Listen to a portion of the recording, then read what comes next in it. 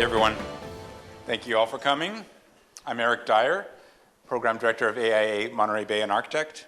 We're really excited to reinstate our tradition of having a welcoming pre-event for the Monterey Design Conference. I hope there's a fair amount of people here attending today that will be going to the conference, which starts tomorrow. It's really one of the premier design conferences in the world, I think, and it's a really gift to have it in our backyard. I hope many of you have attended previous AIA Monterey Bay Arts and Architecture Lecture Series events. We do them on the architectural legacy of the Central Coast, the last one being a really phenomenal talk and panel discussion of the late, great organic architect in Big Sur, Mickey Munig. We have a series on housing, and different thematic center talks, and a contemporary series of which tonight is a part. All of our talks are professionally videoed by Mike Buffo. Thank you, Mike. And are available on our website, aiamontereybay.org, or our YouTube channel. Please go there and take advantage of this really great resource. Before I introduce tonight's speaker, I wanted to give thanks to Sandbox Sand City and the proprietor, Michelle Jokic. She's here. And this great venue designed by Jerry Lomax, who some of you may know. I'd also like to thank our executive director, Shemaine Jones, who's doing a yeoman's job recently, especially. Thank you. And I'd especially like to thank tonight's sponsors, Stoker Allaire General Contractors, and our friend David Stoker is in the front row here. Please give him a round of applause. Thank you for your support.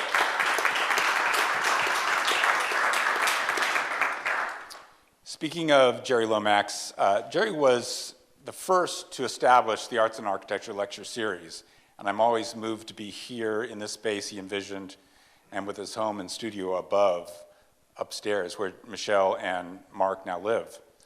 Jerry inspired and was close friends to many of us here, one of whom, Bernard Traynor, who is over there, and his company Ground Studio.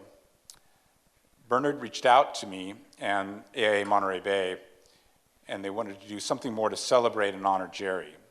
So I can officially announce tonight that in the spring of 2025, we will inaugurate the first annual Gerald Lomax Memorial Lecture Series sponsored by Ground Studio. Thank you,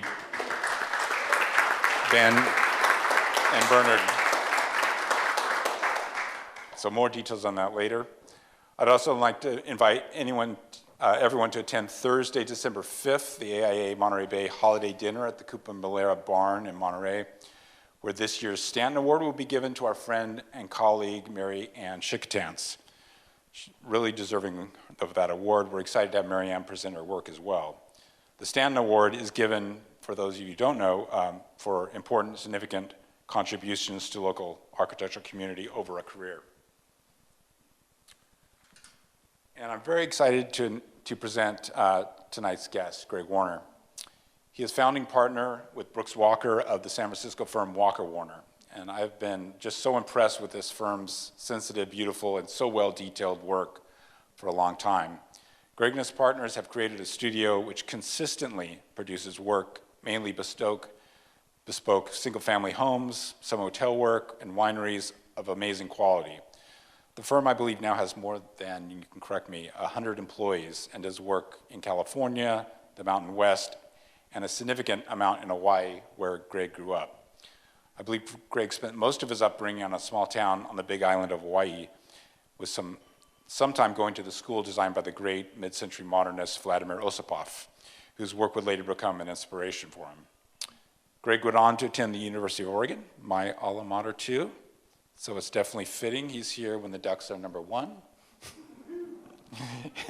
Go Ducks. He went on to attend Oregon and graduated in 1983 and went on to found Walker Warner in 1989.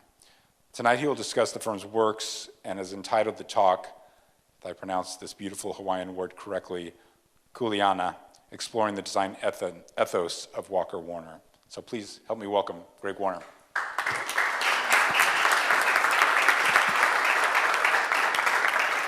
AIA Monterey Bay, thank you, David Stoker, for sponsoring. I'm a bit nervous. I see some friendlies here, folks from my office, people I'm working with, Bernard, who I hadn't seen in a long time, got to see a Mickey Munich for the first time. I mean, other than Post Ranch. So thank you for that. That was really fun. I was telling someone that if I was a student in architecture and I could paint a day of being an architect, it would be today. We had 3 projects. We have 3 projects underway here in Monterey, Carmel. All of them on the ocean. Day like today, it was actually hard to get in here. Didn't want to necessarily come in and leave what we were doing, but we had a great day, and I appreciate the folks that stuck around from our studio to listen to what I have to say, which is pretty simple. I'm going to start by talking a little bit about this word kuleana, which is obviously a Hawaiian word.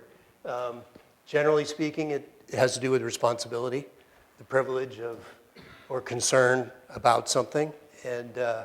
But like most Hawaiian words, there's multiple meanings, and I'm by no means Hawaiian, but what captures, as you read deeper into the meaning, it's actually more about the relationship between what someone cares for and the return on that investment or that shared relationship between those two things. So it's just that. It's what comes out of the relationship of caring. I'm going to attempt to weave that in to the conversation tonight because it's a lot about Walker Warner and what we do. And that could be anything, obviously when you care for something, it could be large scale like Mother Earth. It could be tiny like a garden. It could be a child. It could be a family. But it is also, in my case, it's my profession. So as we talk about our work, we're going to show a lot of images. Hopefully they do most of the talking. But you'll see and hopefully hear how responsibility has a lot to do with what we do, not only in the work we do, but also in the culture of who we are, which is ultimately ethos. So that's kuleana. Personal background, a little bit, Eric mentioned. I was actually born in Connecticut, but raised in Hawaii. Mostly on the Big Island. My father was a physician, I'll talk about that in a sec, but lived on Molokai. We moved there from Connecticut, then to Kauai, and ultimately on the Big Island. Lived up in a small town, ranch town called Waimea, in the saddle between Mauna Kea, which you see here, and the Kohala Mountains. It was a great place to grow up. I was one of 6 boys and 1 sister. My dad was the town doctor. I didn't wear a pair of shoes till I was in high school. So it was sublime. It was a great place to grow up, especially as a boy with a bunch of brothers and lots of friends. And it was kind of a carefree. And by good fortune, there was a school, K through 12, by the name of Hawaii Preparatory Academy in this little town in the middle of nowhere for whatever reason. And this is the campus that I went to. And what I didn't know then was it was designed by Vladimir Osipov, or Val, as it's known. And it sounds like some of you know about him. I didn't know anything about him until about 20 years ago. I went to school there. I experienced everything in a good way. But I didn't know anything about why that place was there or who did it. I didn't know anything about architecture. I was uninterested in anything really other than outside and all good things. But if you haven't gotten or read the book, Hawaiian Martin, you should. He was born in Russia, raised in Japan, educated at Berkeley, and practiced in Honolulu. So he was a force. And most of his work, of course, was in Hawaii. Obviously, the school that I'm going to talk about in a minute was, I think, one of his masterpieces in a quiet way, but he's done all kinds of really good things. And again, about 20 years ago, when I rediscovered or discovered who he was by happening back to campus one day, it just mushroomed into a larger story, which is another talk for me. So that's Val. The school was a prep school, a lot about academics. I was more about art. Academics were important. You're supposed to go off to college, which I did. But my interest was art. I was a drawer, still am. And one of the things that we did in a series class year over year was a drawing class. And they would send you out on campus and draw.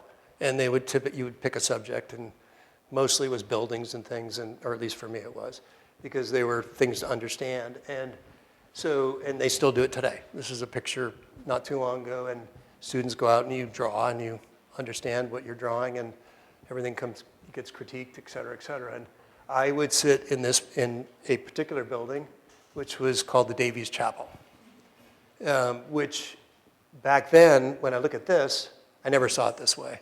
I saw it differently. You would try to understand, the assignment, which was go draw material, or go draw texture, or go draw light or space, and this is coming at you as a high school student. There's a lot to take in, but you'd go back year over year or time after time and try to understand what it is you were drawing, and it was kind of wacky, when I thought about it as a kid. This was a building that was open air. Birds would fly in and out, and it was raw and concrete and posts with bark on it. It was very interesting. And at the weekly, all of the students in school would queue up under this porte-cochere. And it was there because it was a windy town. It was tucked into the hillside, and it bent around, and it kind of, everybody had kind of accumulated in this little porte-cochere, and you went in class by class. And all of those things I remember. And when I look at, and I think about architecture now, all of these things were registering. Didn't know it then, which is really interesting. That's the interior. Very raw, very spiritual, of course, but very inspiring, which is a big word for us. And simple, authentic, textural, all those good things. So anyway, that campus now, as I look back at how important it was to me, of course I'm an active alumni, I call it the pilgrimage. I take every client, past, present, and future, to see this building. And for my own sake, really, but to talk to them about what's appropriate, or what I think is appropriate relative to building in Hawaii, durability, all kinds of things relative to materials, but just the simplicity of what good architecture is. Probably in the last 15 years, we've raised $650,000 from clients and friends to help restore buildings 70 some odd years old, to renovate and restore everything back to the bell tower, which you see here, which rotted away and had to go find the bells. And so I've convinced folks like David Stoker over there, craftsmen, builders. Spearhead is doing the steel and timber. It's a fabricator from Canada. So we're renovating and restoring the building as we speak, or as I speak here, because it's a pretty important, obviously to me personally, but to his legacy. So that's a little bit about HBA and my background. From there I went to Oregon. Only school I applied for. Didn't know what I wanted to be. I was undeclared. I knew I wanted to chase art. Started taking art classes. Just so happens, in the serendipity of things, that the Fine Arts School is embedded in what Oregon calls AAA.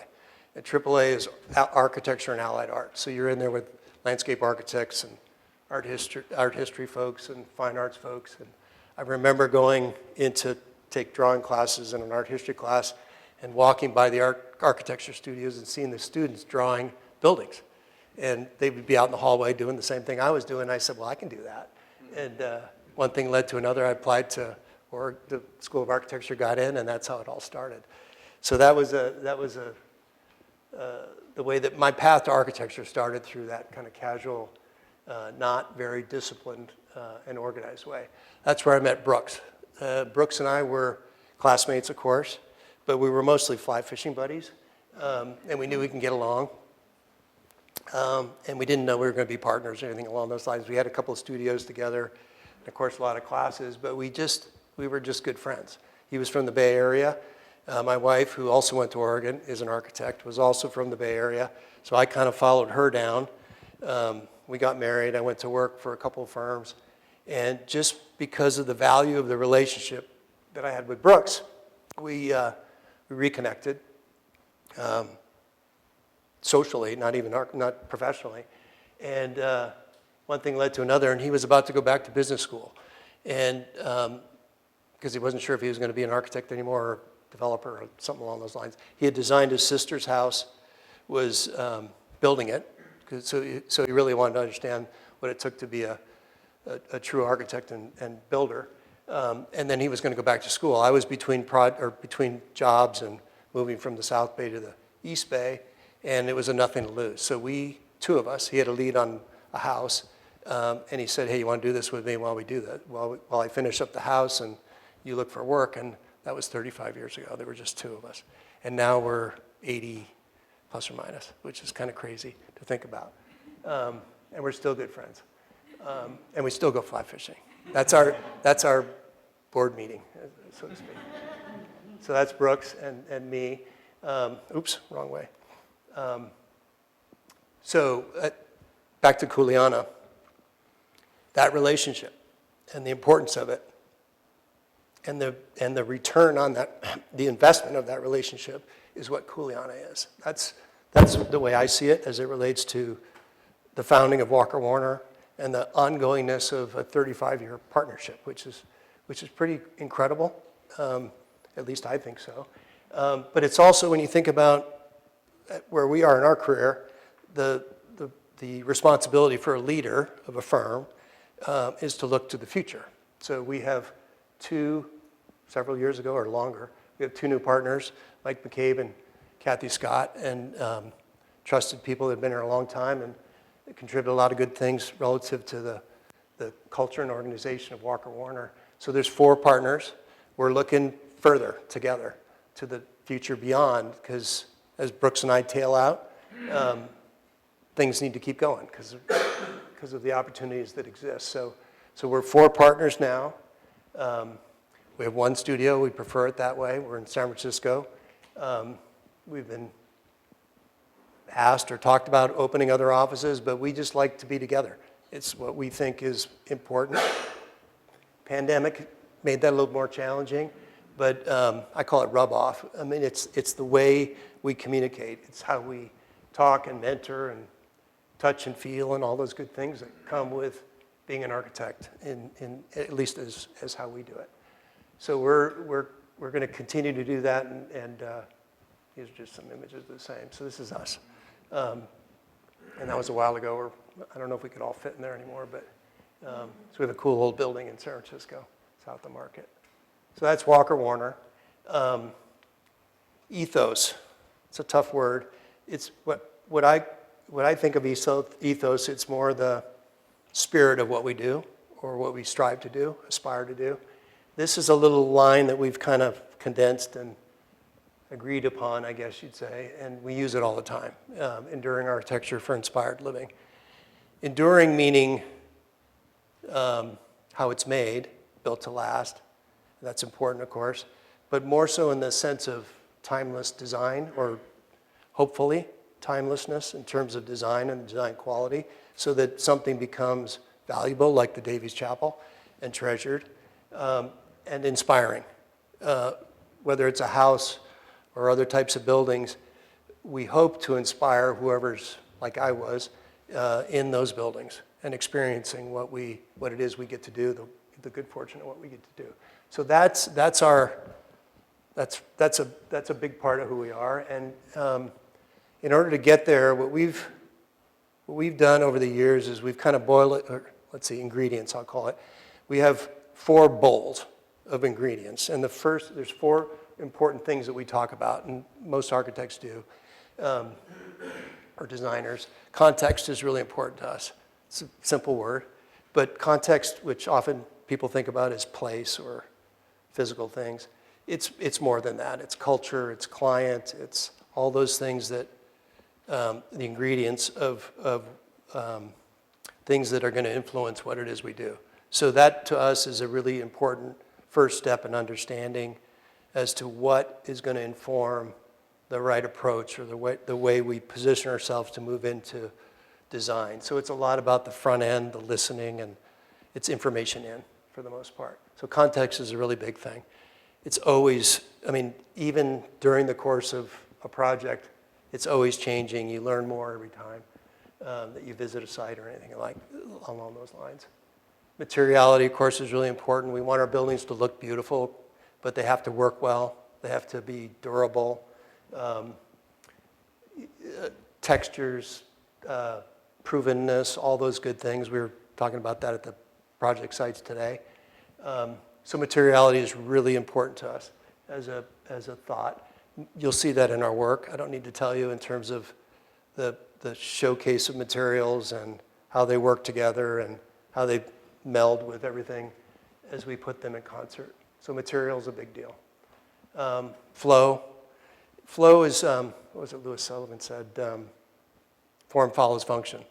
So livability is a big deal.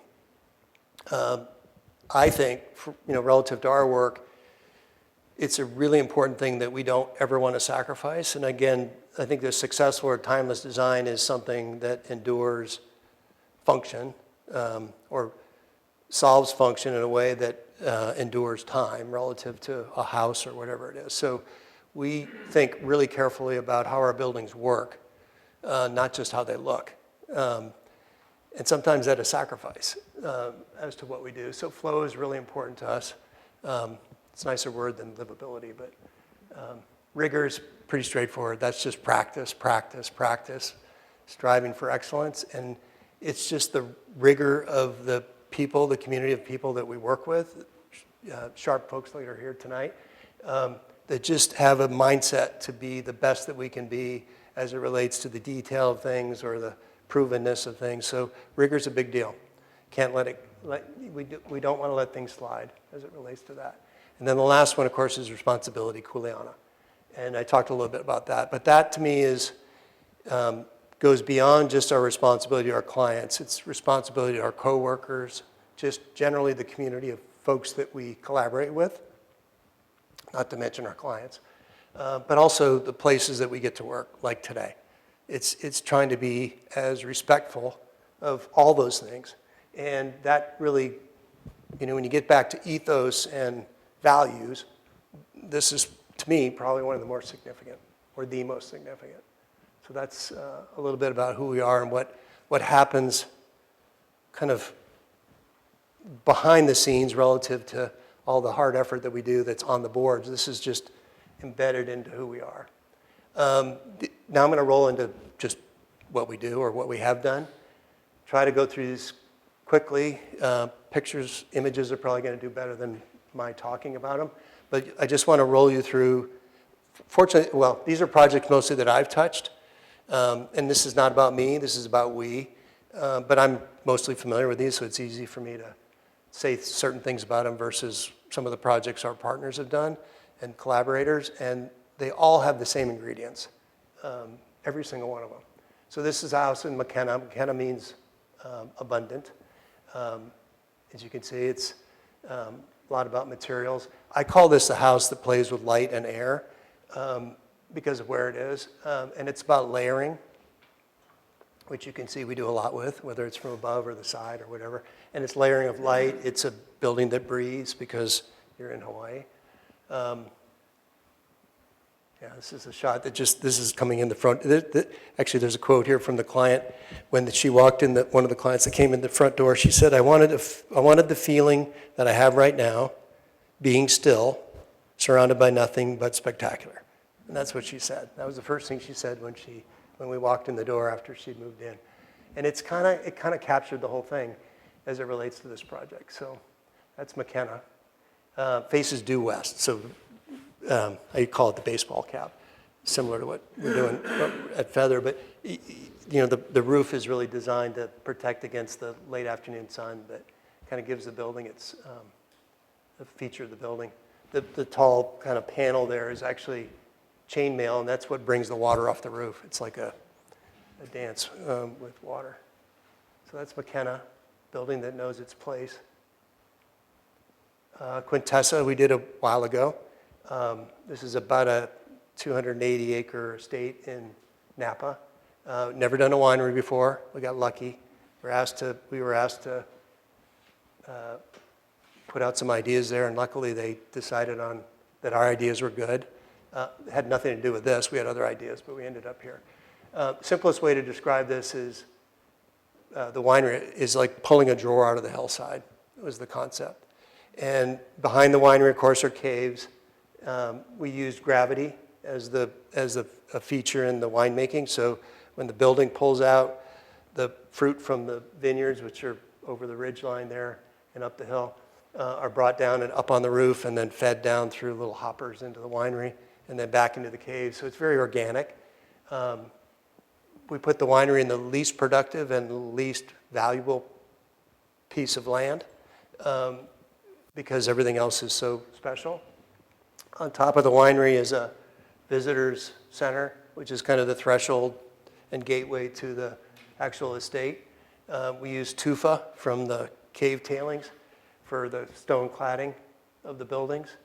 And then up on the ridge, we have, in a second phase, we did a series of pavilions, tasting pavilions. Each one is similar in plan, but located differently. So they all have different experience and very carefully sited as it relates to, in this case, within the oak trees. They're little Swiss Army knives. So depending on the time of year or season or venue, you can open and close these things and condition them or otherwise. So it was kind of a fun, challenging little project, but really well suited to the property. So that's Quintessa. I'm going to bounce around. This is Ku'ili. Ku'ili is the cinder cone, or the pu'u, they call it in Hawaii. And everything in Hawaii has a name and a purpose. And Ku'ili is kind of a protective cinder cone. It's a navigational important piece because it's close to the ocean. This house is about maybe a quarter mile from the ocean, but it's definitely agrarian. This was all ranch land once upon a time. And kahua means foundation or base. So I call this the base camp. And it's the camp where cowboys and surfers like to hang out together. It's simple. It's a barn with a bunch of cabins. There's no AC. It's all passive. Again, sheltering from the sun, but you're in the lee and the protected shadow of Ku'ili. But really casual, indoor, outdoor, of course, and really kind of edited and stripped away of all the things you don't need. And then, like every good camp, there's a open space in the middle, which is a big lawn that kids play around in, and it's just really casual and wonderful. Another island. This is Nukumoi, which is named for the place, which is this little spit that comes out off this very public beach. This was taken very early in the morning. What I like most about this is it's a neighborhood house. The little lifeguard stand there has always been there. The funny part is the building behind it is actually the public bathrooms. And that's not why not the color scheme of the project isn't based on those bathrooms, but it looks pretty good, like it always belonged. So this is Nukumoi, and what's really cool is this is their little lifeguard stand, which is kind of up and away. And you can see where we kind of pulled back, and instead of pushing out to the edge, we pulled back so you can kind of screen what's happening on the beach, but really casual. We used white cement so that it's as if the concrete was made from the beach. In fact, we even tested that idea. That didn't work. It's a simple shed roof. You can see the rain curtain in the background, which is this, which is a veil that obviously brings water off the roof in a really beautiful way, but also protects from the west sun and also kind of diffuses the packed and crowded beaches. So it's kind of a fun way and that's it from the neighborhood side. So really simple. So that's Nukumoi. This is one of the early houses we did. This is in the town where I grew up, Waimea. So this is called Ma'alahi, which means simple. So this is the simple house. And it's a ranch house. Sits on the edge of a rainforest on the right with a stream, and then everything to the left turns into open pasture land, which is Mauna Kea and beyond. So it's Parker Ranch. Very casual. Very windy coming from the right, so the lanai is pushed, or the porch is pushed into the house for protection. That's this space. The ohia column, which is the tree, the state tree, is the same trees you see in the background. So just a short story. The family, father and son and I went out. My brother's a sawyer and woodworker there, and we handpicked the columns and all the ohia. And these were standing dead ohia trees. So we harvested those. That's part of the tradition in Hawaii. So this one gets all the way back to that kuleana thing again about responsibility and connectivity and all those good things. So this is, and here's the windscreen and rain screen. House is passive again, no air conditioning, no heat. It's louvers and all those good things. That's the rainforest behind. So that's Ma'alahi. All the rain goes back to the stream based on the roof slope. This is mountain wood. I do a lot of bike riding out in the valley, and this was inspired by the California barn, hay barn. And it's in rural Woodside, so they like rural, but we wanted to do a bit of an intervention. So this is a project that has a series of buildings. That's an intervention. That's the guest room over the barn. You enter the courtyard through the barn in a dog trot. It kind of is it's the threshold into the overall property. And then the buildings are arranged around a courtyard that they each talk to each other. And then the actual barn cladding is a screen that's functional. So it's a glass box living room shrouded by this barn-like siding that protects from the western sun. This one broke a lot of rules relative to where it is, but this is Kauhale Papapa. And Papapa means low slung in Hawaiian, which is the little cinder cone that you see behind the building. And we align that cinder cone with Hualalai, the mountain behind it. And then we reshape the landscape. Everything you see in the foreground was created when we did the project. We used the same trees, the kiawe trees that are up on the hill, cinder on the ground, buffalo grass, so that it looked like this project had always been there. The client and I went up the coast and looked for every derelict building that we could find, leftovers, rusty, weathered concrete, broken down, and we said, okay, that's what we're gonna make this project out of. So it feels like it's always been there. And camp, or kahale there, a camp there is every building has a purpose. There's a cooking building, there's a sleeping building, there's a gathering building. So we arranged the project in that way. So the center building is the lodge, and then all the little cabins and things. But they all line, it's a lot of rigor here. They all line up on that axis that I just showed you, and everything kind of threads through there and out to the ocean beyond. So that's, and these are some details. I remember scrubbing the concrete to make it look like it was 100 years old. All the buildings have louvers, probably about 12 inches wide. They're shaped like an airplane wing, and you can turn them and adjust them relative to airflow and light. This is one of the buildings. This is a little one-bedroom, a little more of a whimsy on the agrarian side. That's a bedroom and an outhouse. Downstairs is the living room, and under the outhouse, a little kitchen. So it's a little guest house. Some of the details. Actually, we found a Hawaiian that knew how to create coconut sennet, which is the twine that you see there from coconut husk, and actually learned how to lash, and so we did all that. So that gets into that rigor business that I was talking about earlier.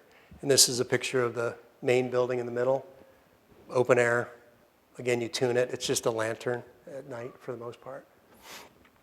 Another project nearby, this is Kiawe, which is named after a tree. It's a house that sits on a lava flow next to a Kiawe forest, and all we did is add water, which is what makes it so green, which is really cool. We worked with another Oregon grad, David Tamura, is a landscape architect, and we talked about this idea of these pu'us, or these cinder cones. And we said, well, what if we took an abstract of that and talked about how we could kind of modernize the aesthetic of what that is, and that's what this turned into. And it just embedded the house. And the buildings are not complicated. They're ranch buildings. Really cool family, and it's a pinwheel scheme where the middle of the building is really the heart of the project, where you can be and see and feel everything from building to building and know where you are, and that's this room right here. It's just a big porch, and you're able to kind of look all the cardinal directions and know where you are. And I always say, don't try so hard. It's just a simple gable building. This is a project called Halikua, named for where it is, over a beautiful little bay. It's 2 buildings. One is a pavilion, which you see here, and the other is a little embedded annex building. And what we did is we moved, you're limited to where you can build, of course, and then we forced one building back into the hill so that we freed this building to be able to have this panoramic sensibility, obviously to the ocean, but as importantly back to the mountains, which in Hawaii is a big deal. So this is the main building. If you look back, you could see the embedded building kind of through the living room there.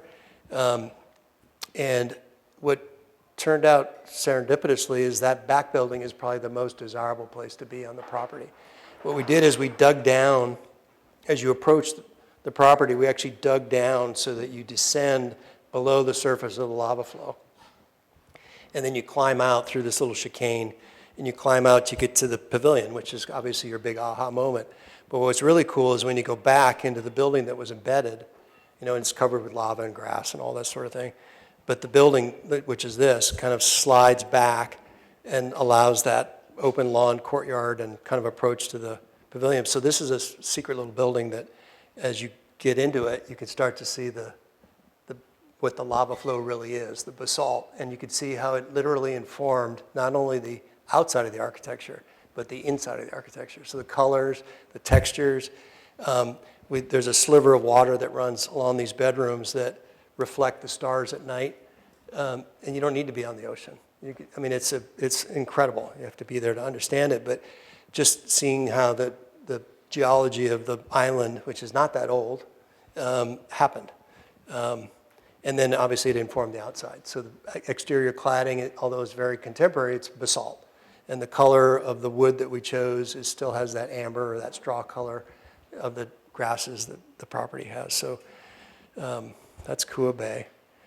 This one we were talking about a little bit earlier. This is a project that's very special, and it should not be about the architecture. We want the architecture to go away. It's about a very, very important place culturally and just physically. It's a pond, freshwater pond. It's about a half an acre. Very, very treasured, I guess, by the culture of Hawaii in general. There was a house here originally designed by Ossipoff. Nobody could ever do one again there because it's just restricted based on everything to do with what you can do anywhere nowadays. But back in the early or late 70s, there was a house built there. Unfortunately, it fell into disrepair and remodeled a bunch of times. It wasn't worth saving. But the clients that bought the property really wanted to maintain a residence there. So they asked us to design this house. And I said I would, but only if we could keep it in the same footprint that Val had designed the house on, and that we could make it go away. Because I didn't want to be embarrassed by some sort of a peacock of a house that would detract from what's incredible about the pond itself. So the house is black, like the lava flow. It's got a hipped roof, so there's not a lot of glazing that you can see. It's kind of pulled back, very simple. All the concrete's dark.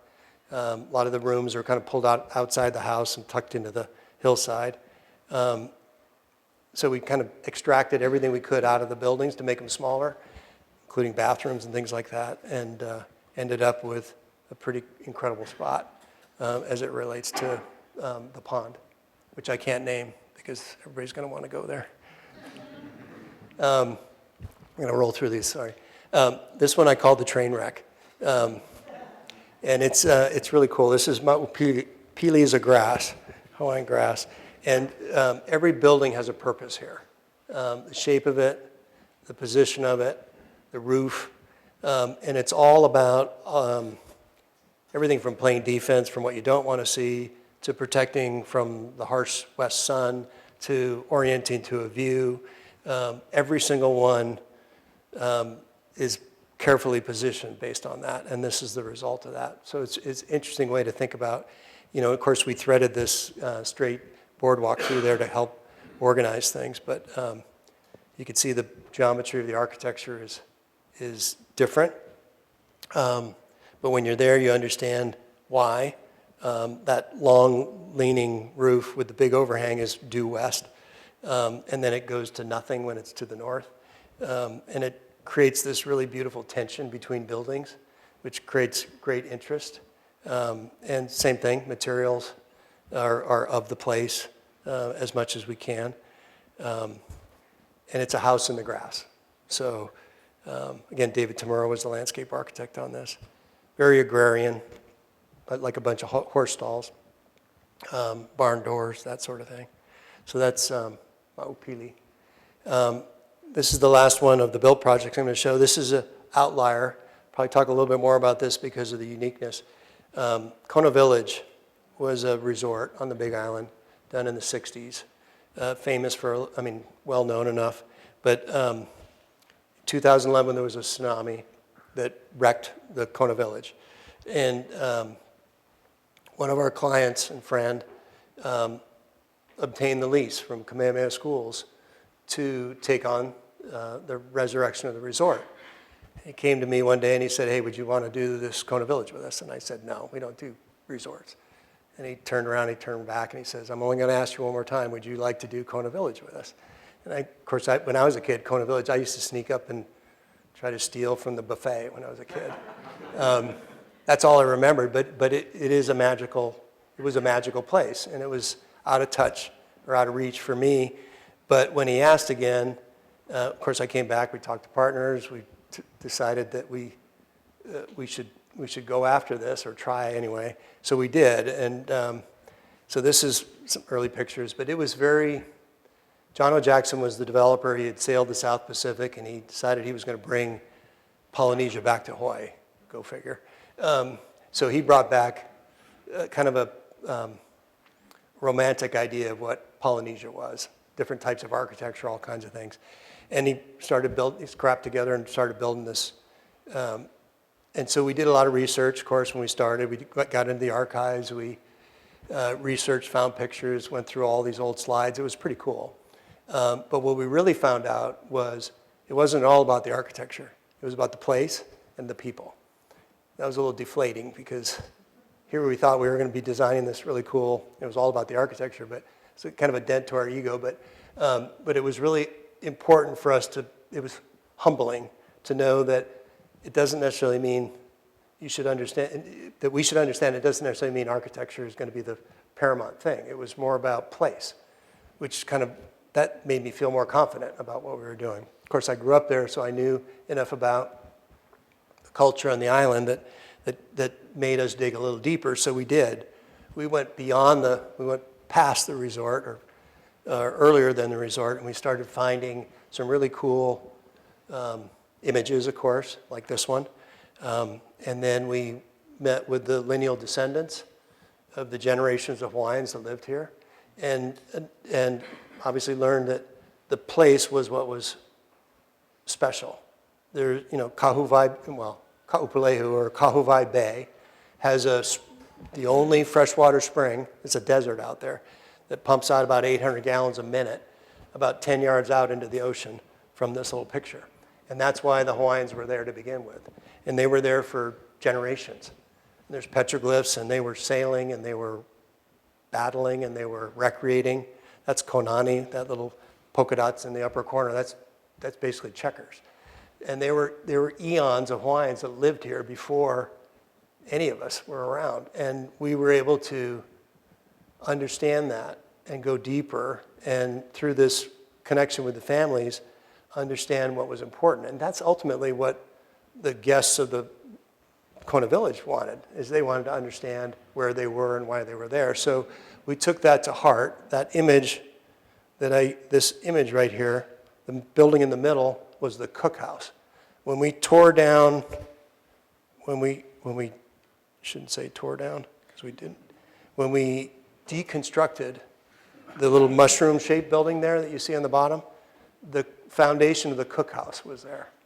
So that one gave me goosebumps right off the bat when that happened, and we could see and feel and understand what it was like to be, or imagine what it was like to be there years and years prior. And so when we talked to the client, we said, well, we need to understand and think about this, because we can bring Tahiti or Bora Bora and everything else, which is what this restaurant was called. That's fine, but we should talk more about where we are, Kahuvai. So we did that. Actually, that little building in the middle actually informed the shape of the bungalows or the hale that we ultimately ended up with. So this is an image of the overall. This one took us to task, to be honest with you. There's over 200 buildings. It's about 85 acres. It took us 2.5 years to deconstruct and repurpose all the buildings that were already there. And literally stick by stick and recycle and all those things, just because it was the right thing to do. We undergrounded all the utilities. That took forever. We knew that we wanted to go into this with responsibility in mind, Kuleana, and in terms of sustainability. So we have it's got its own water treatment plant, reverse osmosis. It's got its own wells. It's 100% off-grid with solar, and we had to make room for all that in the planning phases of what we were doing. So ultimately, there's a core, which is right there in the heart of the bay, Kahuvai. And the whole idea of the old Kona Village resort was it was communal. Everybody came to the core to eat and recreate and gather. And then you went away to everything's pedestrian. You go away to your little cottages or hale. So we kind of maintained that legacy. The south on Kahuvai Bay are the beach hale. The ponds, which were natural alkaline ponds, we restored.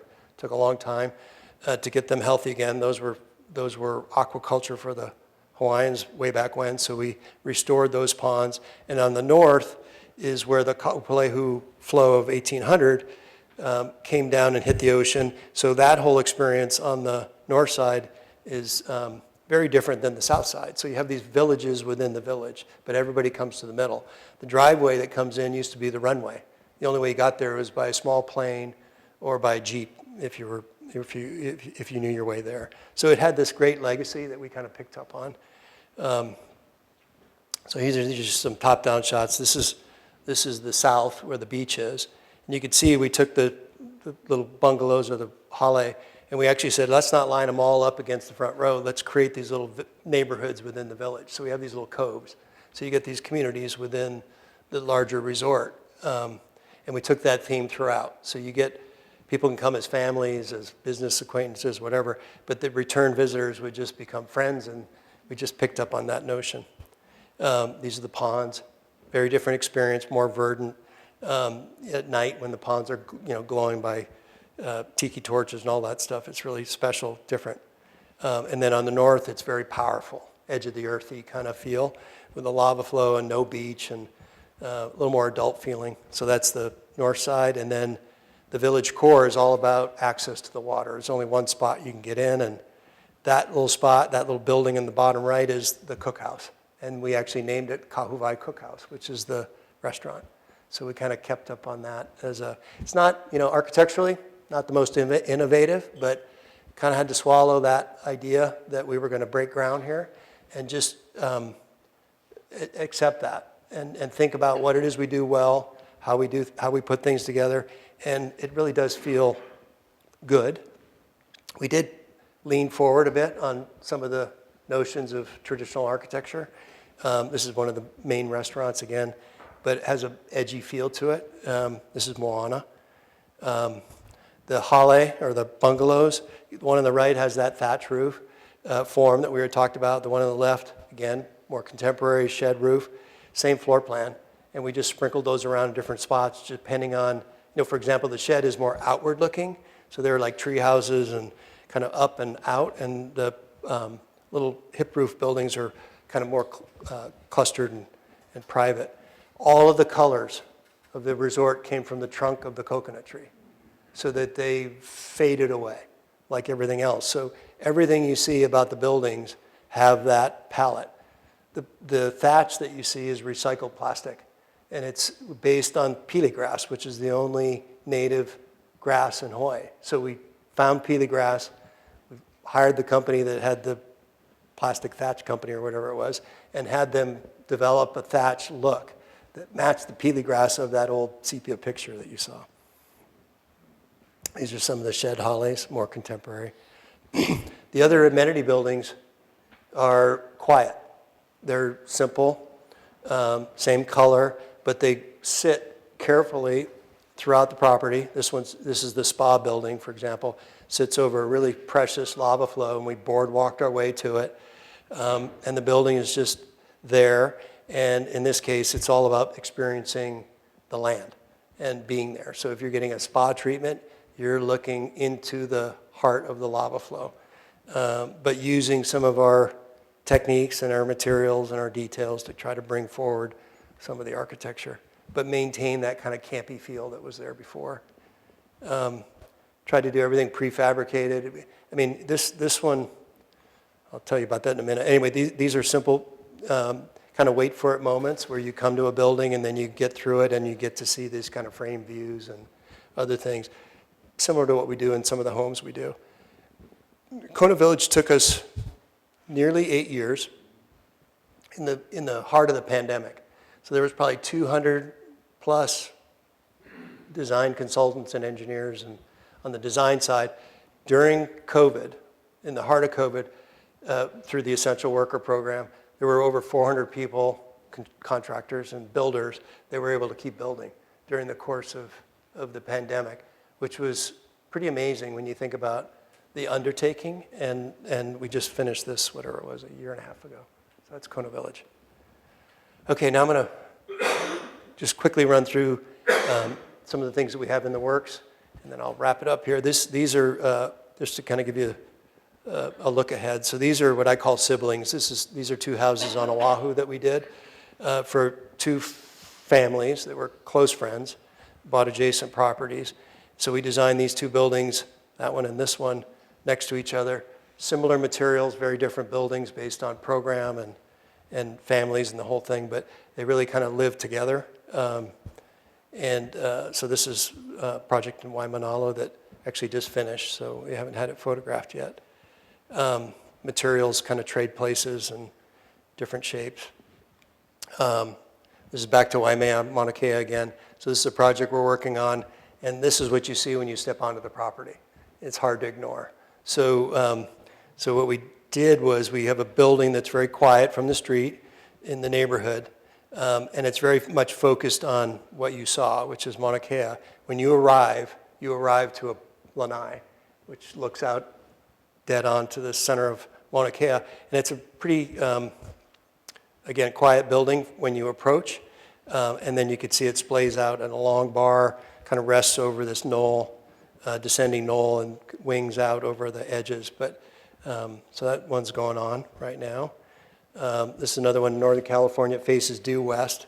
Really beautiful piece of property, but challenged by its orientation, which drives the architecture, which is all about protection. This is a project Mike McCabe's working on.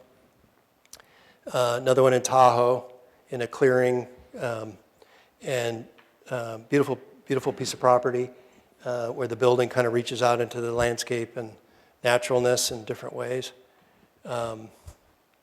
These are renderings, of course. Another one in Sun Valley, Ketchum area. I call this one perforated. It's a pretty solid building, but it has this really beautiful kind of layering, which is similar to what you see in some other projects. Brooks is working on this one. That's Sun Valley. Project in Aspen, that Kathy just completed. Really beautiful building. What's really cool about this building is you never see it except in the winter when the aspens lose all their leaves. And it's really beautiful in the summer, in the spring, when everything's green, and it's mostly concrete building. So when you see these really white trunks and green leaf trees kind of flickering against the concrete, it's really spectacular. But you really don't see it like this until everything's off the trees. So that's a project up in Aspen. This is a building in Monterey area, Carmel, I guess. So these are just some shots. This is, I call it a contemporary interpretation of Spanish colonial. So it's you know, it's a little bit of everything, but it's got a lot of interesting things going on. But so that's close by. And then last project I was going to show is a Spanish colonial. That's not our project. We were there today. This is called Feather, named for one of the previous owners. But this is it's a little bit of a sad story. There was a George Washington Smith house here, really a real beauty, and it got swallowed by renovation. Poor renovation, I guess. And you know, there was a big building here, and clients obviously bought the property for what the property is, which is stunning.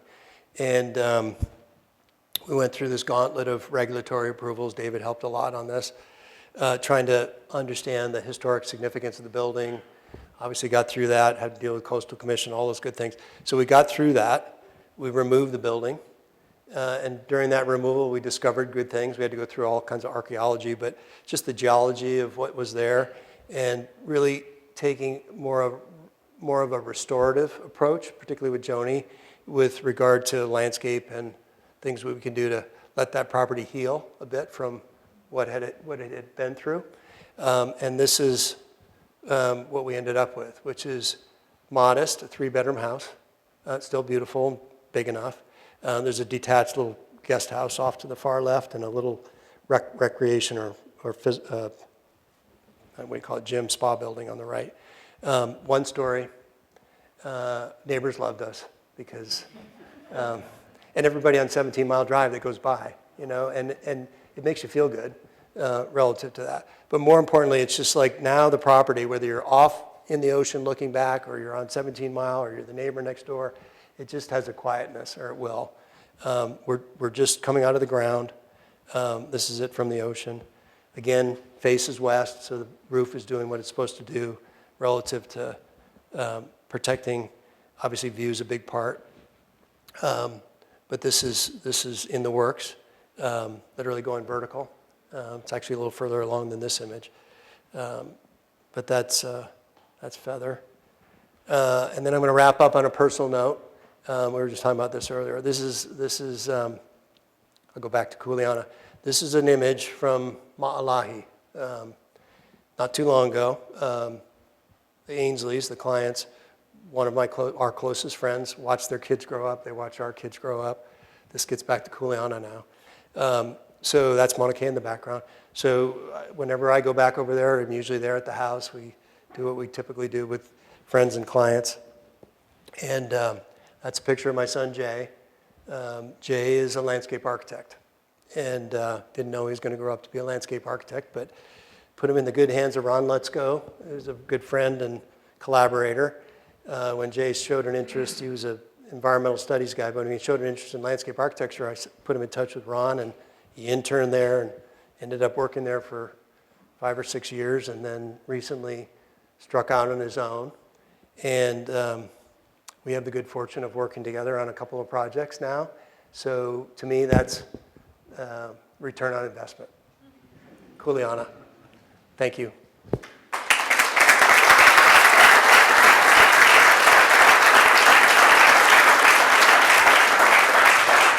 Thanks, Greg.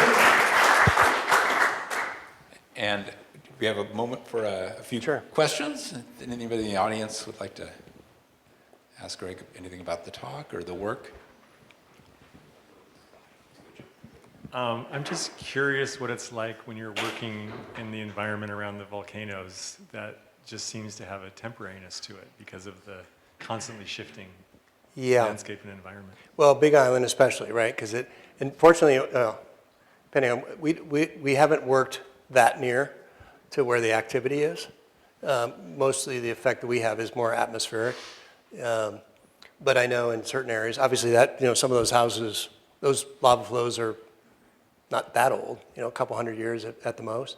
And so there's vulnerability, but there's also ignorance. So people do what they do. I'd probably say sea level rise is more of a worry than the volcano. But we haven't really experienced we haven't worked on the other side of the island where it's a little more relevant. So, Any other questions? I have one. It's kind of about your personal journey as a designer and how you left Hawaii and you spent a lot of time obviously in California and Oregon, and you developed this firm and kind of built up all these skills as an architect. And then my understanding is not that long ago, in terms of your career, overall career, you kind of returned and started doing work in Hawaii. yeah. Where you're as a child, you built up maybe some just intuitive knowledge about the Right. place. Perhaps it's kind of almost in your body about what it was like to live there and habitate there. And now you come back with all these skills. How did That was, work? it was a client from the Bay Area that was buying a property in Hawaii that remembered somehow or another that I mentioned I grew up there, and he asked about whether he was crazy to buy this piece of property for a ridiculous amount of money. And I went over there to see it with him, and I said, no, you're not crazy, because it's an incredible spot. And that gave me the opportunity to get back there after having lost touch for a long time.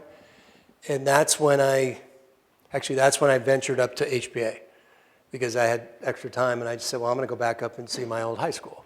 And I walked into the gym. I've talked about this a little bit. I walked into the chapel, and as an architect, I sat down. I said, holy shit, this is a really good building, and I didn't know it. But as an architect, you know that somebody knew what they were doing, and that's when this whole Ossipoff, I call it chasing Ossipoff, which is a whole nother subject, but that's where I kind of got it.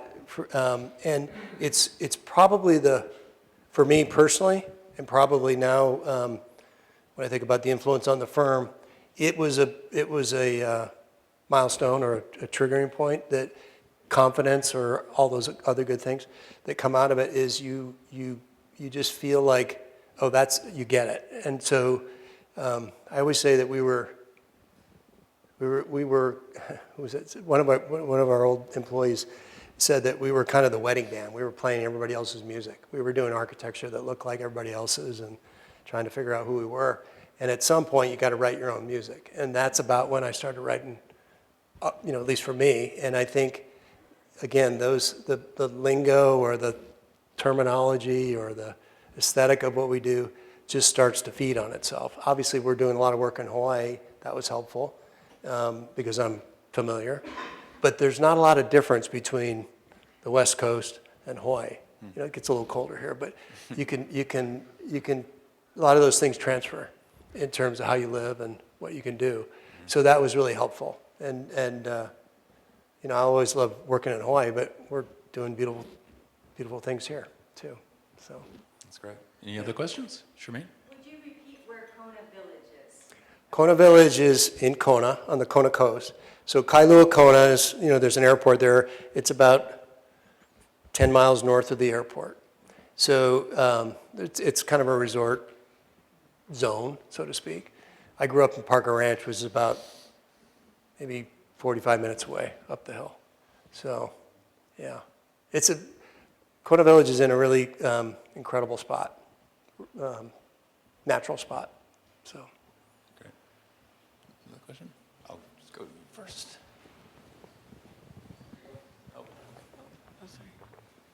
Aloha. Hey, I'm actually from Hawaii Island. So, is that right? Yeah. Okay. I'm just curious. The roof forms.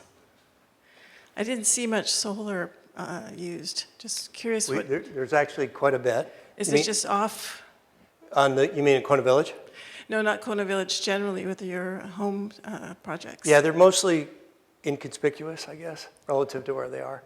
Like most of like McKenna, most of the houses do have solar. We just don't take pictures of it, per se. Thank you. Any other questions? So Greg, as I had a chance to say hello again, and as I mentioned, I worked for you like Yeah. 27 years, Crazy. or 28 years ago. And back then, it was more traditional, Yeah. kind of housing. And so I love this notion of learning to play your own music. Yeah. I wish that was my line. That was somebody else that said it, and I just use it. You get credit from me, Yeah. so I'll quote Yeah. you from it from here on out. I want to learn how to play my own music. So Yeah. I wonder, what? Can you talk a little more about that thing that happened between where you learn? How did you learn to play your own music? That's what so many of us struggle with. Obviously, it's opportunity. I would say client has a lot to do with it. The project that I mentioned, where we went on an excursion, that broke. That's why I said broke rules. That one took us in a different place. That one has soul like no project that I've done before. And when you just start feeling that confidence and you have a client that is supportive of that idea or those ideas, whether it's material choices that project went through iterations like every project does. But when it happened, when we fell on the big idea of where we landed, it actually probably, that was the beginning really of the get away from just doing what I called safe architecture, resort architecture, plantation style, all that stuff that would typically happen over there, which is easy to do or easy to fall into. So then I call it breaking the rules. We just started doing stuff that made sense. So, and if you go back to Ossoboff, and if you experience that campus that I grew up in, it was all that. He was light years ahead relative to orientation of buildings, what they all did. And I didn't know any of that but when you go back there and you saw it, he was doing that back in early 60s, you knew, then you back check all where he came from and how he learned it. And he was a contemporary of Worcester and all those guys. So they were all in the same, they were all watching each other do what they're doing. And he got, he was in the right place, the right time, and did some pretty incredible things. Yeah. Anyone else?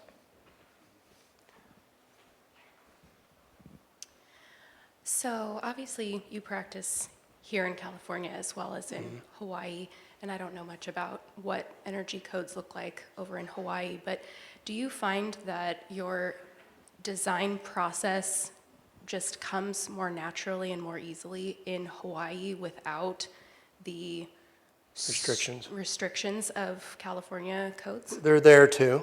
It is easier for me just based on what I was saying earlier, which is I just feel that I know better about what things work or what things don't work. Durability is a big thing over there, right? Things rust and salt air and all that stuff. So I just have a better sense for what's appropriate. But code-wise, regulation-wise, it's everywhere, depending. A lot of our buildings, we just say to the client, why do you need air conditioning? Think about the trade winds and orientation of the building, and that's old school stuff. That's low-hanging fruit, I call it. And so I tend to move in that direction as opposed to the other, which I call bling, which is technology, all the things that can complicate things. And so in Hawaii, it is probably easier to some extent. And lifestyle's a little easier. You can walk outside to get to your bedroom if you're willing versus hallways and all that sort of thing. So it does free you a little bit. But we're doing that here just by talking to people. So. Anyone else? Well, Greg, thank you so That's it. much for being here. Thank you.